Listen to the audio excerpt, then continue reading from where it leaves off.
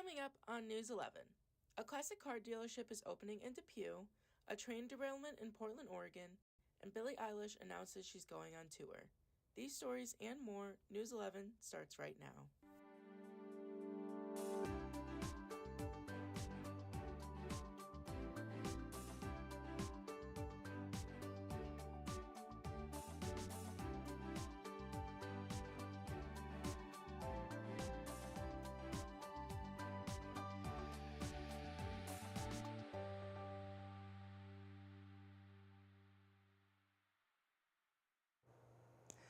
Good evening and welcome back to News 11. I'm Katie Lee. And I'm Chloe Kowalik. We have a lot of exciting stories to cover, so let's get started with your local news. Another protest happened this past week at SUNY Fredonia, once again urging the SUNY Chancellor to allocate money needed for Fredonia to get the school out of its deficit after his visit to campus. The United University Professions, known as UUP, announced to Fredonia students to rally with elected officials and community members to urge SUNY to allocate some of its $277 million in state operating aid to Fredonia and the other 18 campuses currently in debt. More than 300 people were expected at the rally at noon, which took place at Dodds Grove. The rally also comes as Fredonia plans to still cut 13 majors in hopes of shrinking their current debt. Fredonia and the other financially distressed campuses currently have a combined $146 million of deficit due to underfunding by the state. The UUP president, Fredonia University Senate Chair, Fredonia Mayor, Student Association members, and the UUP Fredonia chapter president were all expected to be in attendance at the rally as well, hoping to send a message to the Chancellor and Fredonia's president the importance of this school and the other 18 campuses in need of help with its deficit. The Village of Fredonia will be voting on a new budget for the upcoming year. Among the proposed changes was a proposed 19.1% hike in property tax for village residents. The mayor later clarified that the 19% figure was just a starting point. The mayor said, quote, "The 19.1% was a starting point that all the departments got in their Christmas list. That's what it would have cost the village. We were able to hammer that down to 5.8%, which is probably, out of all the communities in Western New York that are raising taxes, that's probably one of the lower tax rates," end quote. The results of the vote will be released soon. Silver Creek is working on including more student representation and equity throughout their school district. Recently, 4 administrators took their idea called Taking Pride to the Board of Education for a meeting. The district's director of special education discussed displays of student achievement both inside and outside of the classroom, hoping to connect the community together as a whole. Their main goal is to have more public displays of student culture and student work. A landmark small business in Jamestown is celebrating its 100th anniversary this year. Brigada's Farmland store on Fairmount Avenue was honored to kick off the celebration of Small Business Week. The store is run by the Galbato family and is now on its 3rd generation in operating the business. The greenhouse and warehouse store was originally in Jamestown, Brooklyn Square, but after the urban renewal, they relocated to Fairmount Avenue. Chautauqua County is home to over 2,700 small businesses, supporting the sentiment, quote, "Small business is big business," end quote. Joe Basil Chevrolet is putting a spin on their new dealership on Transit Road in Depew. This new dealership is focused on selling classic cars, and they say it'll be, quote, "the region's largest indoor classic car facility," end quote. The dealership will buy and sell classic vehicles starting at $9,999. The grand opening will take place this weekend on Friday from 10 a.m. to 5 p.m. and then on Saturday from 10 a.m. to 3 p.m. During the event, Basil Classics will be raffling off a Chevy Corvette. Engine 19 in Buffalo has gained a new fluffy friend. On April 5th, 2 high school students saw a puppy get hit by a car near Forest Avenue and Grant Street. They then brought the puppy to Engine 19 for help, where the firefighters used their medical training to help the puppy. The puppy was then brought to an emergency vet where they treated her wounds and amputated her back leg. One firefighter, Anthony Polvino, took a liking to the puppy. One of his coworkers, Trevor Duggan, said, quote, "It was almost like fate. It just happened to be that way. He was thinking about getting a dog before he even could look to see if anyone was fostering one, and one fell right on our doorstep," end quote. The engine also extinguished a fire on Auburn Street that same night, so the puppy's name is Auburn. She has made a full recovery with her new family and will be seen around the station for many years to come. The Tool Library was created back in 2011 by a University of Buffalo student who couldn't seem to find the tools he needed to fix up his home. The Tool Library is just like any normal library, but instead of books and DVDs, you can rent anything from saws to lawnmowers. The Tool Library offers many different tools as well as help and services. Throughout the past 13 years, the Tool Library has been helping make repairs and renovations cheap and accessible, and now they hope to make the library permanent. The Tool Library is looking to raise $1 million in order to buy and renovate their space on Main Street. The Tool Library is counting on the community to help them reach their goal and are hoping to raise $500,000 by the end of July. An auto lending solutions company in Williamsville will cut 29 jobs by July 22nd. ARS Portfolio Services LLC, who does business with Defy Solutions, filed a worker adjustment and retraining notification. Within that notification, the company announced it will lay off 29 of its 137 employees. The layoffs will start on April 23rd and continue until July 22nd. The workers were also not part of a union. One of the most popular places in Buffalo to stop in and get some delicious wings has just announced expanding into another location.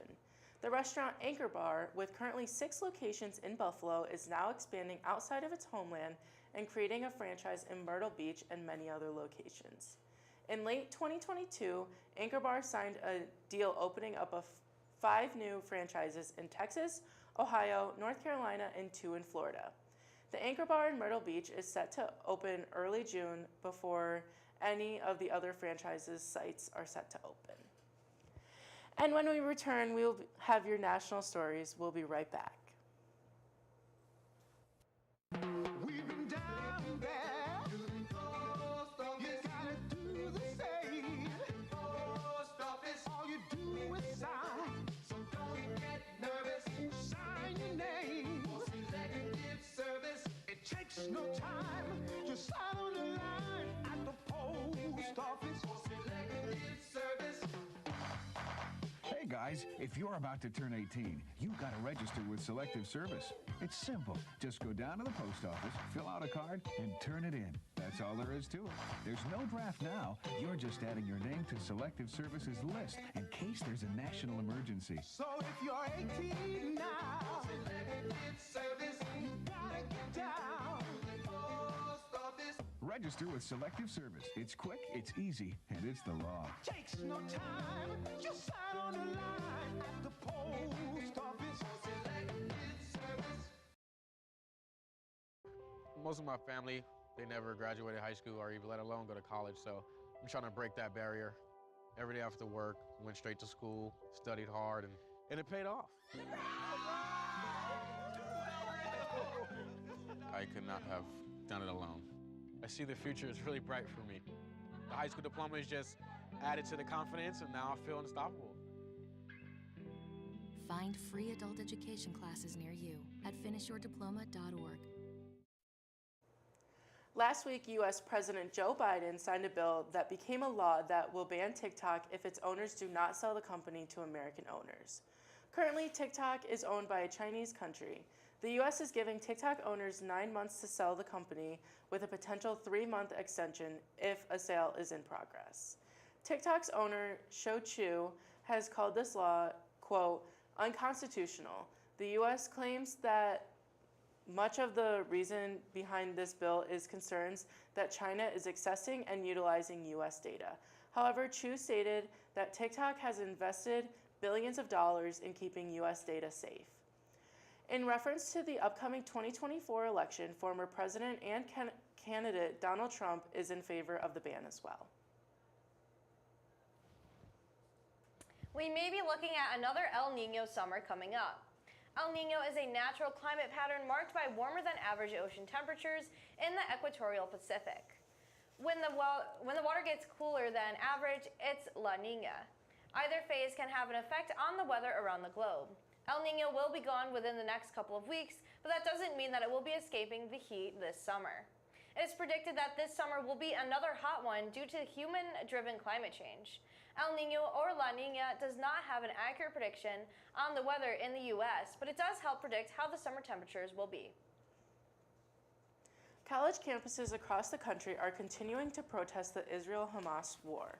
Columbia University in New York City has seen a large amount of pro-Palestinian protests in the past few weeks.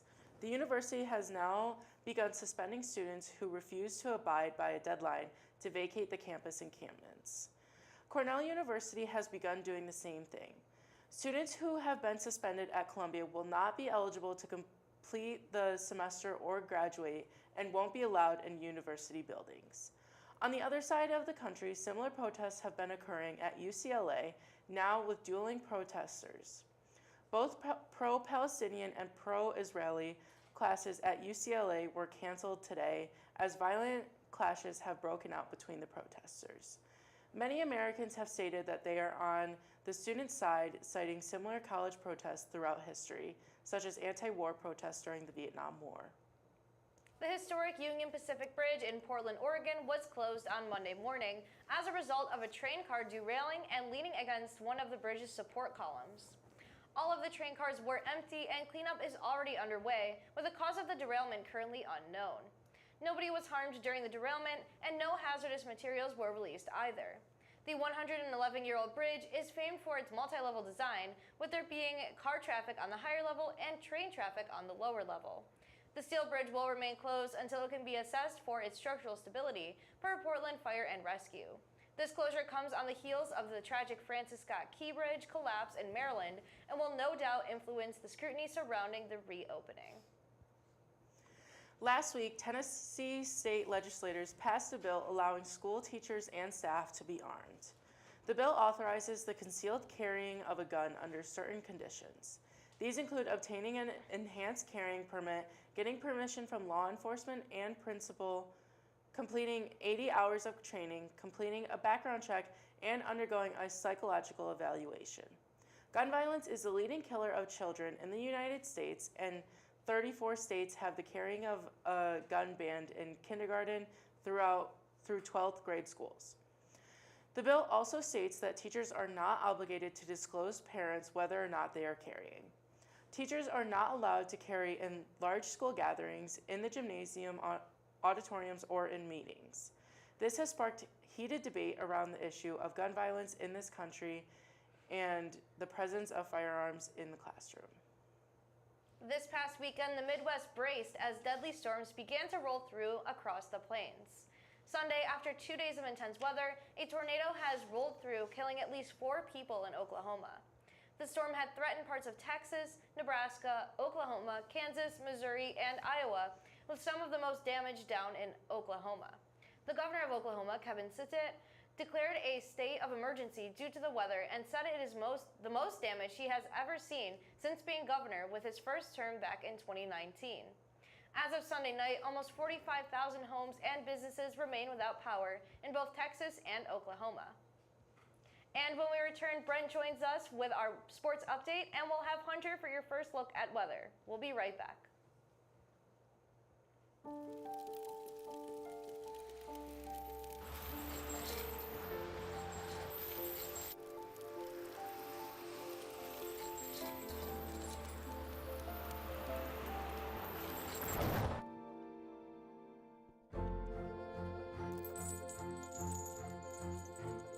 Did you know dragging chains can spark a wildfire? Only you can prevent wildfires. When I was in foster care, I never knew when I would have to move, so I always had my suitcase ready to go. Then one day, I was adopted. My new parents opened their hearts and home to me. My parents cook my favorite breakfast for me every morning. My parents take me on trips I never thought I would go on. They gave me a home and an even better reason to use that suitcase. My parents aren't perfect, but they're perfect for me. We've been down there. You gotta do the same. All you do is sign. So don't get nervous. Sign your name.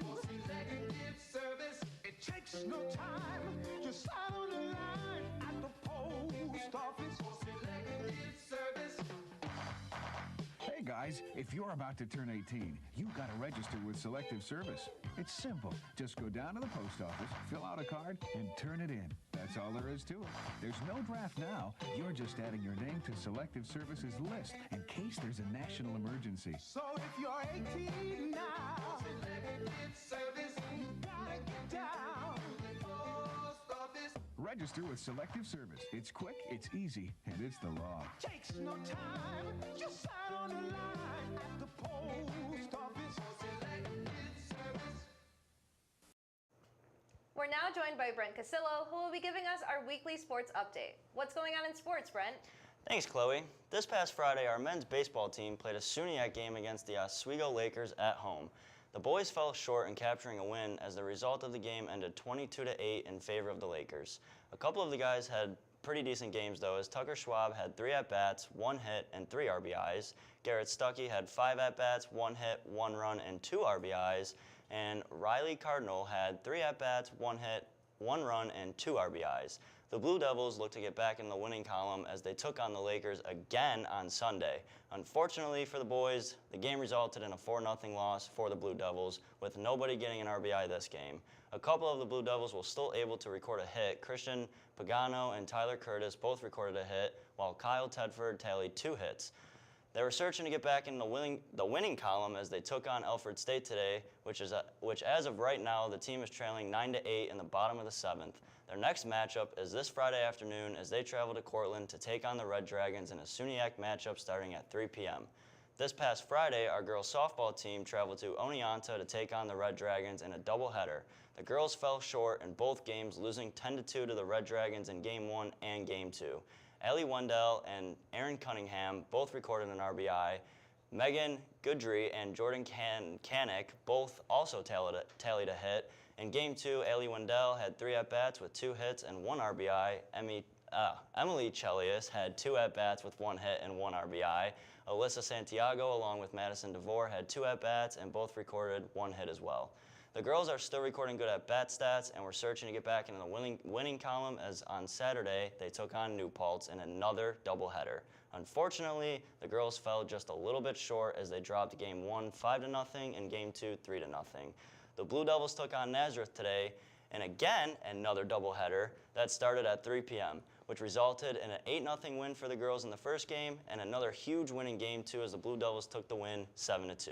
In Game 2, Jordan Kanik had a couple of good at-bats as she tallied 1 hit, 1 run, and 2 RBIs.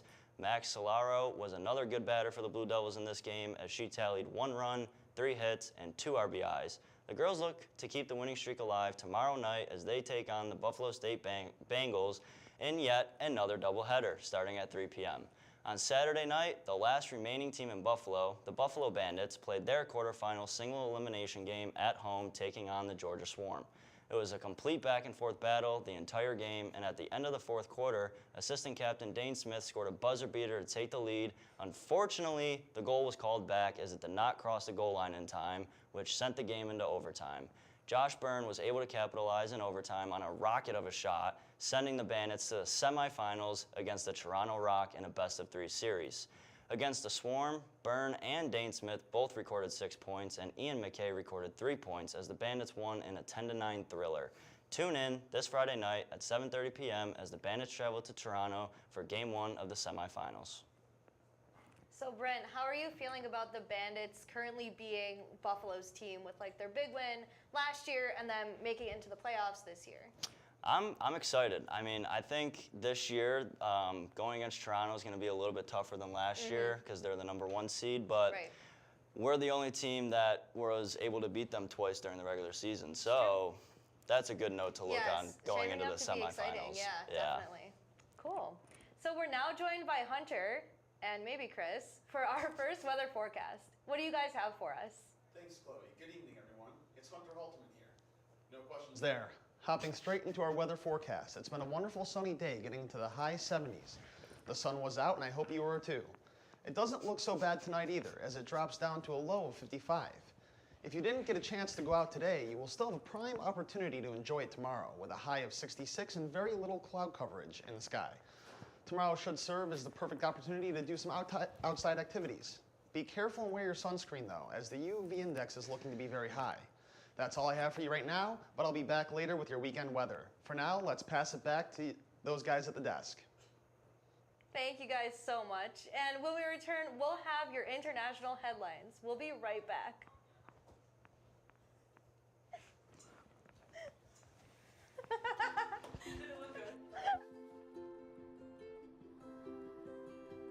To Sofia and Gabriel, Miss Flores, my little flowers. Even though these old knees can't follow on your adventure to the forest today, these flowers represent my love, so you can take me with you wherever you go, near or far. These stitches and threads join us together. Me, your mother, and both of you. And wherever you see a flower, a bird, a beautiful tree, know that my love is with you as you bring our colorful stories to the world. Make the forest part of your story at a park near you. Find one at discovertheforest.org. There was an old woman who lived in a shoe. She had so many children, she didn't know what to do.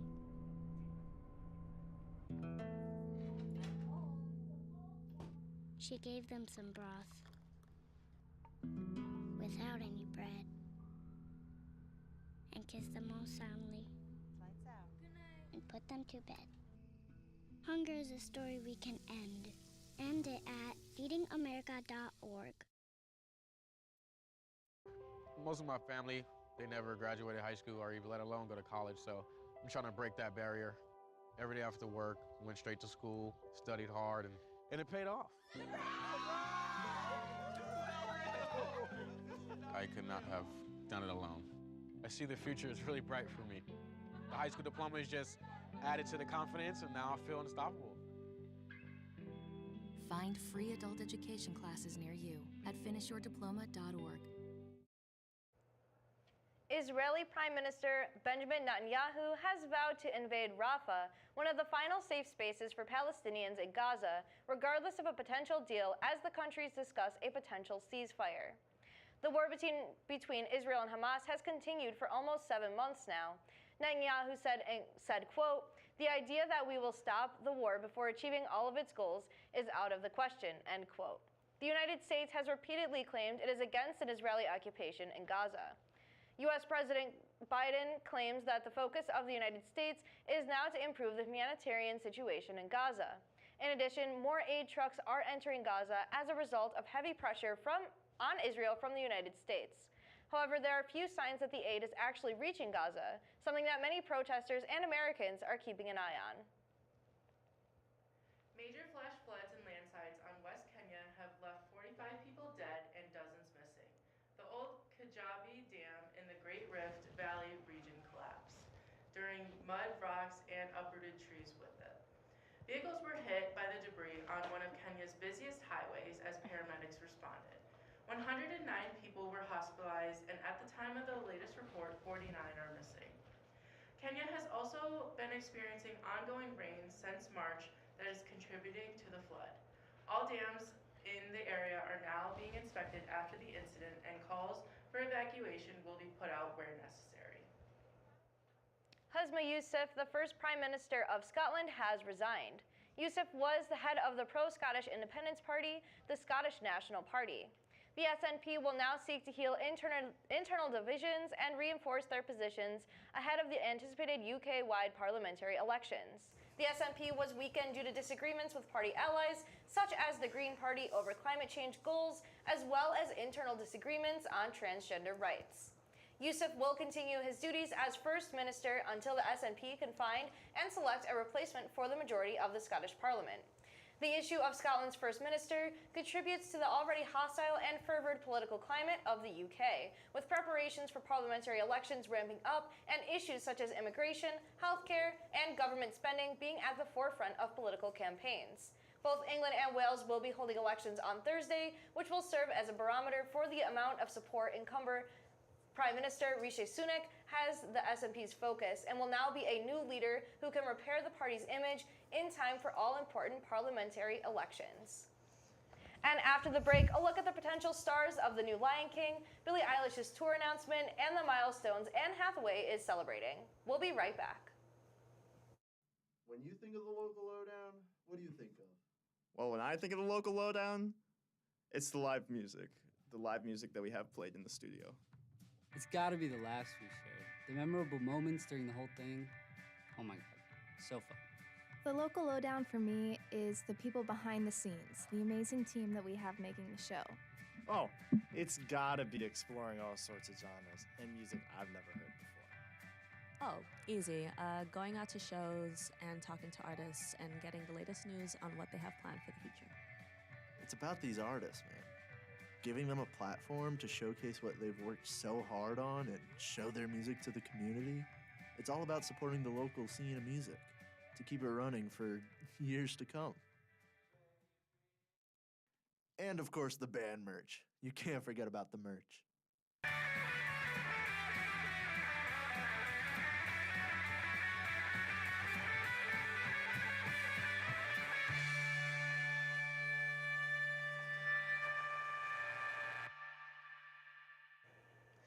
You'll see a familiar name in the credits of the upcoming photorealistic animated film Mufasa: The Lion King.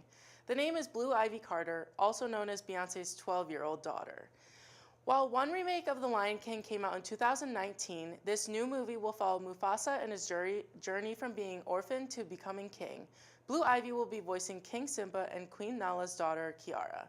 The movie is set to release on December 20th of this year. This past Monday, Billie Eilish announced she will be returning to the stage and going on tour again. Eilish is set to release her third studio album, titled Hit Me Hard and Soft, on May 17th, and will then go on tour following the release of the album in September. The tour will kick off in North America and run through the end of December. She will then pick up the tour back up again in Australia starting in February of 2025, with stops in Europe and the UK as well. Pre-sale tickets will be available starting April 30th, and general sale will start on May 3rd. Throughout Eilish's tour, she is working with the environmental nonprofit Reverb to work together to reduce greenhouse gas pollution, single-use plastic waste, and updating concession offerings to promote and encourage plant-based food options as well. In a recent interview with New York Times, Anne Hathaway included one of her many milestones, one being now she is 5 years sober. In a past interview on the Ellen DeGeneres Show, she explained how back in 2018, she woke up with a bad hangover and lost interest in drinking as she wanted to be more fully available and present mom to her son. In her interview, she celebrated being 40 and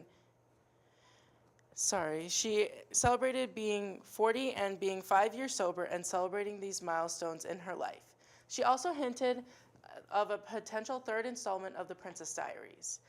Anne continues to enjoy these milestones as her new movie, The Idea of You, comes out on Prime Video May 2nd, following her a divorced mom who falls in love with a much younger famous man. Katie, do you plan to go see Billie Eilish? I can't say that I'm a big fan of her. Interesting. I just don't listen to her music. I have not. I did when she first became popular, but since then I just have not listened to her at all.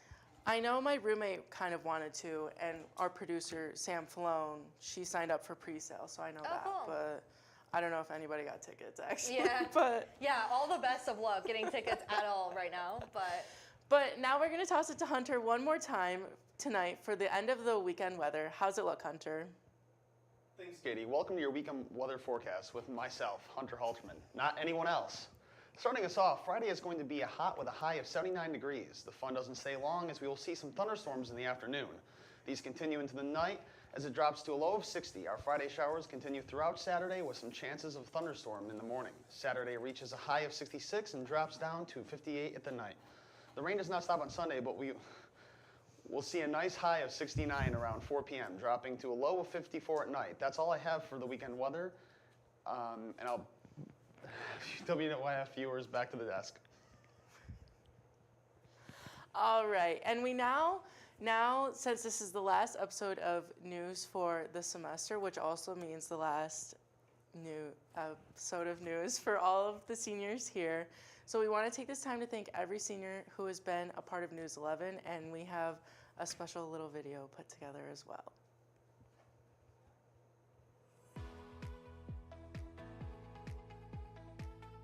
We're now joined by Brent Casillo for his first time on news. Well, there's been a lot going on in sports, especially with Fredonia. Now we transition to our newest weather anchor, but someone not too new to News 11 here. My name is Christian Cronin, and I am not actually a weather reporter. I just play one on television. Chris, how are you feeling? This is your first time on desk. I'm rather intrigued to get my start in the anchoring business. Last Friday, Chautauqua County was struck with heavy rains and then a tornado warning. Most ideal weather forecast for the first time in doing it, but Chautauqua County is actually in a winter weather advisory for a Buffalo woman is facing felony charges as she's being accused of stamping City of Buffalo Mayor Byron Brown's name on multiple number of ballots. Okay, well, it feels pretty weird on this side of the camera, but tonight we're going to see some cooler temperatures for the first time in a few days. A brilliant starburst feature shines in the latest image taken by the James Webb Space Telescope. Be sure to bring your sunscreen tomorrow as it'll be a high of 80 degrees with a low of 57. I'll be back in a few with your 5-day forecast. So Chloe, it's your first time at desk. How do you feel? I'm actually really excited. I can't wait. All right. The European Union's endorsement of the vaccine may impact how the United States handles the rollout in days to come. I'm so knowledgeable about sports. I got this. I'm a sports pro. I got this. Absolutely. I know Full sports. faith. All right, Yeah. let's start with Okay, the local trust me. though. All right, ready? So the men's baseball team completed their first SUNYAC series on Sunday and Monday against SUNY Oswego.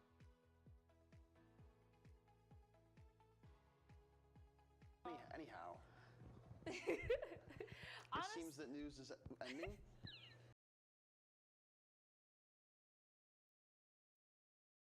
The seniors over to the desk to share your favorite memory from News 11. Come on in. Come on in, guys. Yes, you can. All the seniors, awesome. Oh, come on, Julie. Okay, and then we'll go Does around anyone? and I'll be I can give you guys my mic. Let me just like. I have a mic. Oh. I have my weather mic. So sorry, this is about to be so loud. Oh, good to go? Okay. Runner-up would have to be what just the whole... This way? All you guys sit this way. Oh, yes. hi. A runner-up would have to be the little blooper we just pulled on weather just now. That was hilarious. But I think maybe my single most funniest moment in news, I did local VTRs, and there was a seal that died at a local aquarium, and I did the VTR for it. And Topher got really mad at me because he didn't watch it fully, but at the end I had it like fade to gray and say R.I.P. And he said that was very inappropriate. And I'm like, well, to be fair, Topher, you never watched the VTR. So. There was a donut one too, because I was directing, and he was like, cut it. Yeah. That would be, yeah, Topher really gave it to me for that, so. Hey guys, Hunter Halterman here. I've lost my voice a little bit. It's me, it's Hunter Halterman, surprise. I do think that I had a very fun time sitting on News Desk last week. But overall, this one was a really fun one to do and very spontaneous of how we did it. So I'd have to say that. I have two, actually. One of them, which we talked about before news, which Katie actually corrected on. Kellyanne, my own girlfriend, pronounced my name wrong on air, my last name. She tried correcting herself, which she did, but the first time she said it, she botched it. But my personal favorite was when I could not pronounce Oneonta to save my life. It literally went on for like 30 seconds, and I was like, all right, I'm going over this. And I literally practiced announcing it for 10 minutes straight before news, and then I went on, and I couldn't say it, but now I can say it, Oneonta. Shout out Michael Lettich, by the way, because he's going there. Well, I guess now if people ask me, what was your favorite part of being on WNYF News? And now I'm going to have to say, as they pronounce it, Fredonia TV station. Probably what just happened, that whole blooper thing, is probably the first one now. In second place, I think just coming here every week, doing this, I'm definitely going to miss doing that. And a little like going away from doing work and assignments. It's good to come here every week for that. This is my very first time on news. Technically, I've always been a behind the scenes kind of girl. But I think one of my very favorite memories is when we had someone stage managing and they threw their hand right up in front of the camera that one time. And it was also the same exact episode when a camera was moved and all of the wires unplugged and we completely lost the shot. But I think, speaking for all of us, news is probably the first show that all of us have joined, and I just want to say, watching all of you grow on this, especially Katie, like we joined news together at the same time, and now her being an executive producer, it's really amazing to watch all of us grow and be where we are right now. Oh, do you want to go? I'll go. I can do it. Okay, so hi guys. I have loved all of this. I joined News 11 and the TV station. That was like my show. I've always been on news. I joined the second semester of my freshman year because a lot of people encouraged me to, stop by, check out the station. Absolutely fell in love with it. I've loved like anchoring with my friends Andy and Sarah and Bree and Topher as well. And one of my favorite memories was when Topher asked me to do headlines live on air and just handed me his phone, and it was typed out on Snapchat, and he was actively getting Snapchats as I was trying to read the headlines like live, and that was really funny. I also really loved doing sports. I think I'm a great sports anchor. I don't know what I'm saying, but that's the best part about it. It was very fun. And, being at the desk has always been great. I'm happy that I got to meet all of you and, all become friends and bond through this experience. And I must say that weather performance was amazing, you guys. It was great. It was perfect. Yes. Okay, so. Okay. Okay, well, so as basically everybody else, news was my first show coming to the station, and it was the only one that I went to for a whole semester, except for one sports hour, and I didn't think I would ever go back to sports hour, but then I became a regular on sports hour, so news has always been special to me because Trilly and I came here first, and then I wanted to do so much. I wanted to be in the control room. I didn't ever really plan on being on camera, but here I am. You just watched a whole episode of me on news. But so it's always been a special little show in my heart, and I basically had to beg Topher to become a producer, and then I had to beg him to teach me stuff, but now here I am, being the executive producer somehow, some way, but yeah, and I didn't, I came up with this, but I kind of forgot to think of a favorite memory, but one of the ones that I remember is when Chris put somebody like in a donut on a VTR, and Topher came over the headset yelling at me to cut it because he was on air and I was directing. So he was like, "Katie, cut it!" And then the donut lady ended up on news for a couple seconds. It's okay. But yeah, I'm so proud of everybody here, including all of the underclassmen as well. And we've really rocked news. So yeah. Yeah, we did.